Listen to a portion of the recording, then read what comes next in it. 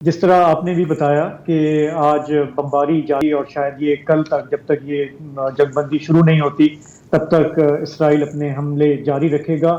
हमने ये देखा कि सवालात ये उठ रहे हैं कि अगर आरजी जंगबंदी करनी थी तो उसमें इतना डिले क्यों हुआ। जी। और जैसे हम समझ रहे थे कि कल शुरू होगी, लेकिन अब वो डिले होके फ्राइडे तक आ गया है। तो एक तासुर ये है कि इसराइल में कि नेतन्याहू साहब की जो हुकूमत है वो अभी भी दिल से नहीं चाहती कि हॉस्टेजेस के मामले पे कोई समझौता किया जाए। लेकिन चूंकि अंदरूनी दबाव बढ़ रहा है, वहां पे प्रोटेस्ट हो रहे हैं, हॉस्टेज फैमिली जो है वो मुतालबा कर रही हैं, प्लस इंटरनेशनल प्रेशर भी बढ़ रहा था, तो चाहते ना चाहते हुए उन्होंने इस पे अग्री किया है। तो सवाल ये है कि ये जो डिले हुआ वो क्यों हुआ। सीज फायर की जहां तक बात है तो ये पहली दफा नहीं हुआ कि सीज फायर की नेगोशिएशन जो है वो इख्तिताम के करीब है, लाइक क्लोजर के करीब थी। इससे जंग शुरू होने से पहले ही जब 27-28 को इसराइल ने गजा की ग्राउंड इन्वेजन स्टार्ट की, तो उससे एक रात कबल ही जो निगोशिएशन थी प्रिजनर एक्सचेंज की, वो तब भी एडवांस स्टेज पे थी, पर इसराइल ने जो गजा की इन्वेजन करके उसको डीरेल कर दिया। इसी तरह एक निगोशिएशन जो शिफा हॉस्पिटल पे कब्जे से पहले कायरो में थी, जो कायरा में थी, जो इजिप्ट लीड कर रहा था, वो भी एडवांस स्टेज में फाइनलाइजिंग के करीब थी। और सिर्फ इसराइल ने उस पे जवाब देना था कि वो एक्सेप्ट करते हैं कि नहीं। लेकिन शिफा हॉस्पिटल पे हमले से वो भी डिरेल हो गई। और शिफा हॉस्पिटल पर जब हमला हुआ है तो वहां पे एक बड़ी इंटरेस्टिंग चीज देखने को मिली कि इसराइल को वहां से एक डेड बॉडी मिली, जो कि नोआ नाम की खातून की थी। ये जो खातून है, ये पता चला कि ये आईडीएफ के कॉम्बैट इंटेलिजेंस कॉर्प्स की यूनिट 404 की ऑफिसर हैं। और इसमें हम देखा जा रहा है कि एक साइकोलॉजिकल वॉरफेयर का एस्पेक्ट है, क्योंकि जो निगोशिएशन है वो मोसाद के चीफ लीड कर रहे हैं। और हालांकि ये यूजली फॉरेन मिनिस्टर या और कोई पॉलिटिकल एंटिटी डील करता है।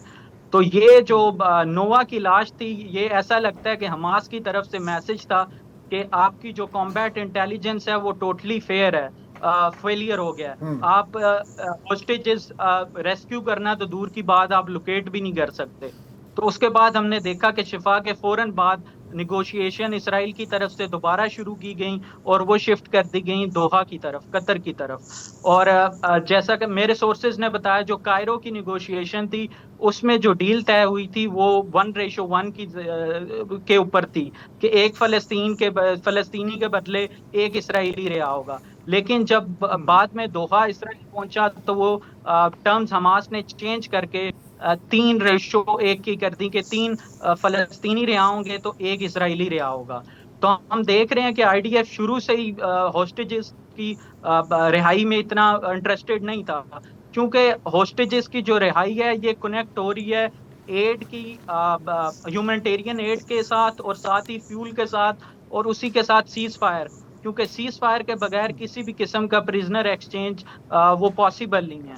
तो आईडीएफ ये कर रहा है, एक तो वो इसलिए हॉस्टेजेस नहीं चाह रहा कि उनके पास लेजिटिमेट रीजन खत्म हो जाएगा जी। इन्वेजन का। दूसरा, इसको अगर देखें तो ये आईडीएफ की जो टैक्टिक्स हैं वॉर में, गजा की इन्वेजन में, उससे डायरेक्टली रिलेटेड है।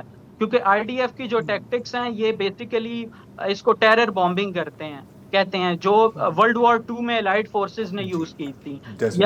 आजकल दहशतगर्द ग्रुप यूज करते हैं। इसका बेसिकली मकसद ये होता है कि पब्लिक प्लेसेस पे, मसाजिद पे, चर्चेज में, हॉस्पिटल्स में बॉम्बिंग करें, उन्हें तबाह करें, ताकि जो पब्लिक का मोराल है वो खत्म हो और वो सरेंडर की तरफ चले जाएं। और अगर ऐसा नहीं होता तो लोग खुद से ही अपनी जो हुकूमत है या अथॉरिटी है, जो एडमिनिस्ट्रेशन है, उसके खिलाफ बगावत कर दें। और ये वेरी हमने देखा इंटरेस्टिंग। कि दाइश ने इस्तेमाल किया, बाकियों ने।